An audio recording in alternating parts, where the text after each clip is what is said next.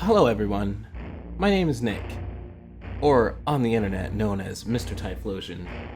Today I kind of wanted to start something that I thought about recently with a friend of mine.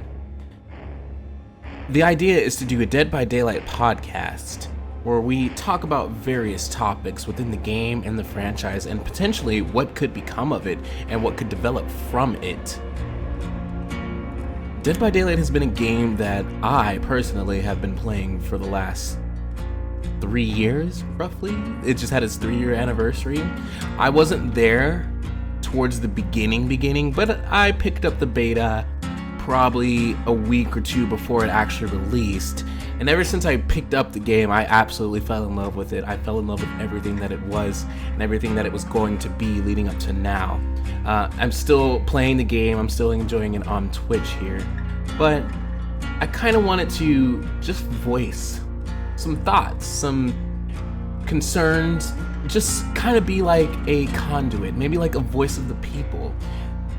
This outlet, this idea here, this podcast, isn't going to be complainy. By that I mean, it's not going to be a podcast where I'm going to rant about what I don't like about the game. Now, there will be topics that I will cover that most likely will be just that, and I will apologize in advance if some of these episodes come off as such. Now, this is episode 1 of this so-called podcast. The Dead by Daylight cast will come up with formalities in maybe a solid name upon further entries inside this podcast. For now, it'll be strictly concealed to just YouTube until I can gauge if this is going to be something that I want to do and keep doing for the time to come. So, Dead by Daylight, what is it? I know I've talked about it a lot, but for those people who aren't familiar with the game by now, we can get into a little bit of the game's history as well as the development team's history. Dead by Daylight is an indie horror game developed and published by Behavior Digital Inc. Dead by Daylight is both an action and survival horror multiplayer game in which one crazed, unstoppable killer hunts down 4 survivors through a terrifying, nightmarish world in a deadly game of cat and mouse. Now, that was the text definition, and my definition would be no different. Now, for these, I've never done a podcast before, although I have been YouTubing for a couple of years now, so reading from a script has never been my, it's never been my desired quality. I always usually like to go off the top of my head when it comes to topics, especially if it's something that I feel passionate about and that I'm very knowledgeable in.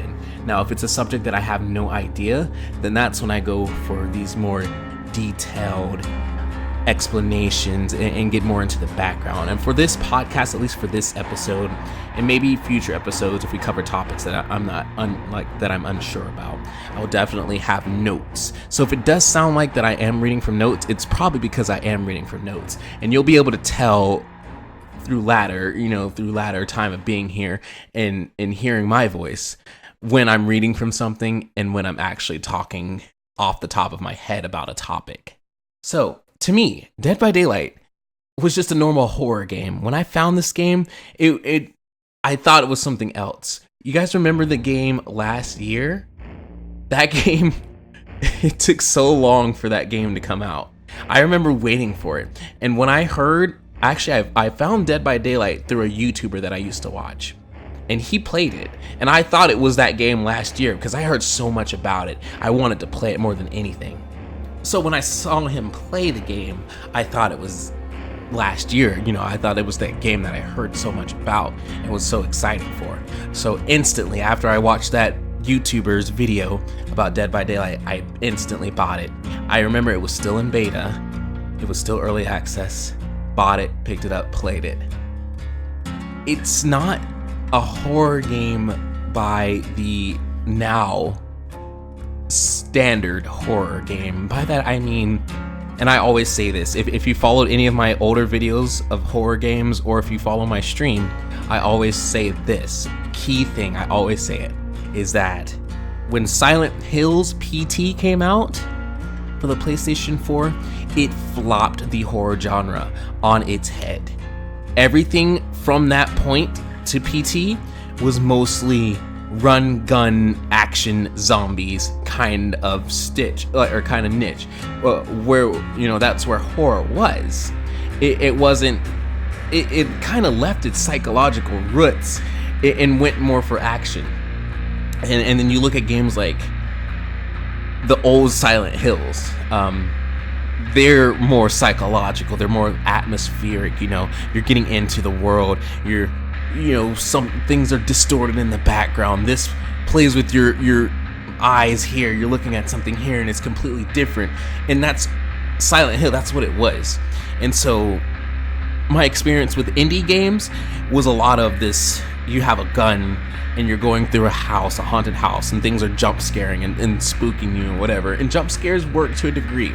I'm not getting into jump scares and I don't want to go off on a tangent, but Dead by Daylight, just to kind of sum it up, is not really a horror game, at least to me. When I think horror, I think of stuff like Layers of Fear, Silent Hills, as I mentioned before. I think of the new Resident Evil, because like I said, after PT came out, it flipped everybody on its head. You saw Resident Evil go from shoot, shoot, shoot, stab, stab, stab, run, run, run, to a more walking, methodical, atmospheric, immersive experience. And that's why Resident Evil, I believe it was 7, correct me if I'm wrong, but I believe it was 7. I'm not really too big into Resident Evil, but that game was perfect. I liked it because you're in a house and it's just creepy and you're just into it. Dead by Daylight for me, it's something different, and I know its genre is horror because it definitely has some elements in it. And when you play the game, I'm not going to show any clips of the game, but you can definitely look up videos of it. But when you play the game, it's just, it's different. And that's what I liked about it. That's why it connected with me, because everything at that point, to that point, was kind of like solo. And if you wanted to play with people, it was more or less, you need to, it was like Call of Duty or something like that, some kind of shooter or FPS or something like that. There wasn't really a game that was horror that you could play with your friends or play with people and against people. So it kind of has all those aspects. It has that teamwork aspect, it has the horror elements, and it has that action as well. Because believe you me, when you're getting ran through the map, getting chainsawed by the killer known as the Hillbilly, or we call him Billy for short, it's a rush. It's definitely a rush. And the more you play it, the more of the horror aspects that it is when you first start kind of dissipates. And that's why I guess I feel the way I do about it, and where I sit it personally. This is all my opinion. This is why I sit it kind of lower on the scale of horror and more on this action, as the book definition states. So it was released on June 14th, 2016 for the PC. I have a video up on my YouTube channel right now of when I first played it, and it was roughly around this time when I played it. So that adds up. On 20th June 2017 for the Xbox and the PS4 is when it was released. I have a couple of friends back home who are just now getting into the game, and it's kind of fun seeing them, come up into it and start progressing and start posting, cosplays and everything about that. I'm just so happy to where this game is now. I'm just so happy to see that the community, like some of the community, we'll get into that in a later episode, but I'm glad to see like the streamers that have come up because of this game, the community that has been built from this game, the cosplayers, the events, the merchandise, everything that has come with this game. This game is really awesome, and I'm glad that they got the traction that they did and got recognized right off the bat instantly for just being something so unique and so different at the time. So another textbook definition is Dead by Daylight is an asymmetrical multiplayer horror game where one player takes on the role of a brutal killer and the other play as survivors. As a killer, your goal is to sacrifice as many survivors as possible. As a survivor, your goal is to escape and avoid being caught and killed. Pretty simple. Again, this episode is just so we can get the understanding of what Dead by Daylight is, and where I can get a feel of how I want to direct this podcast. If you have any suggestion about topics that we can cover, I'll definitely take suggestions. Just leave those in the comment section down below. As I said, I'm not sure if I want to branch this out anywhere else other than YouTube for now, but we'll find out as the podcast progresses. I will try my best, if this does pick up traction, to get different guests on here, get their opinions, get, how they feel about certain perks, certain items, what can we do to improve and whatever. Now, I'm speaking a lot like I actually have any input with behavior games, but I would like to think that if this voice is strong enough, if this voice is loud enough, that maybe it would get picked up, and maybe someone from the team would look at it and be like, huh, okay, here's another outlet where people can talk to us about, and maybe they'll listen. That's the goal. We're only as strong as we are together. So, we kind of covered a little bit of the history of Dead by Daylight. I went on ranting a little bit more than what I desired. So, and my little bullet points here, and I'm not ashamed. Like I said before, I never really read from a script or anything, but I had a few bullet points here that I wanted to talk about. That way I didn't get too off topic. I kind of already did, like I said. So one of my little bullet points is, why was Dead by Daylight so different? And this is questions if I had a guest or if I had a co-host or something that I would, bring up with them. This is what we would go over. So why was Dead by Daylight so different? And I kind of already prefaced that. I kind of already talked about it. Just Dead by Daylight was just so unique at the time because it has, like I said before, it has these elements of action, horror, and just kind of co-op, teamwork. When you play a game by yourself for so long, it's only so fun. You can only do so much in a game by yourself. Growing up, I played a lot of Grand Theft Auto, and a lot of the time after I finished the game, it was just me driving around the city and using my imagination to try to find something to do. And then they made GTA 5, they put it online. It was the craziest thing in the world for me. I was like, whoa, you can play with people and you see it. GTA Online, GTA 5 has been out since like 2000 and, was it like 2015, 14, something like that. The game's been out for a while. And so you see how long that's last because of online. And this is kind of with Dead by Daylight. It's lasting so long, in my opinion, because it's repetitive, sure. And I say this in my stream too. The game's repetitive, but it is the difference in players. It's the difference in the survivors if you're playing Survivor that you're playing with. It's the difference in the killer that's on the other end. It's how they play. It's how everything just culminates together into one match. One 5-minute match, 10-minute match, 15 minutes, 20 minutes match. Time flies when you're playing this game. One match can take up to 20 to 30 minutes if if your team is just good, or if the killer's good. It's just such a mashup, and that's what keeps me connected to the game. It's something that I can play, and personally as a streamer myself, it is something that I can easily chat with my chat. I don't have to pause the game and look over. It's just something that I can just do instinctively. I know to work on a generator. It has skill check noises to where I can quickly identify. I need to look at the screen. There's a skill check coming up. I need to hit spacebar to get it, or the killer's gonna know where I'm at. It's just something easy and simple. It's streamable. It's just easy to get into. It's easy to grasp. It's not hard at all whatsoever. Again, my opinions. If you disagree, you disagree. If you agree, you agree. It's just something different, and that's what I liked about it. Because I think at the time I was playing a lot of online games. I had never really been a PC player, and I started branching out to PC about 2014. And I started playing games like Gary's Mod and Amnesia and stuff. This is when, Amnesia, Markiplier, PewDiePie, this was a big thing, And so I was trying to follow in that footsteps. I was like, oh man, these games are okay, story-driven horror games, And then Dead by Daylight came out, and I don't know, just watching other people play it, how much fun they were having, seeing them do things in the game, juking killers, just so much dynamics, people getting in there as the killer, chainsawing people from across the map, the bugs, the laughs, the anger, it's been a wild ride, and Dead by Daylight is just, I hope that it gets better. So this kind of brings into my second bullet point here, and how did it hold up for so long? That kind of goes with the first. Why was Dead by Daylight so different, and why did it hold up for so long? It holds up for so long because it's one of the few teams that actually, and I know I'm gonna get lynched for this, I know, but it is one of the few games that actually listens to their communities. Now, however long it takes them to do or to address the concerns that the community has is a different story. But it cannot be denied that they don't. It can't be denied that they do listen to us.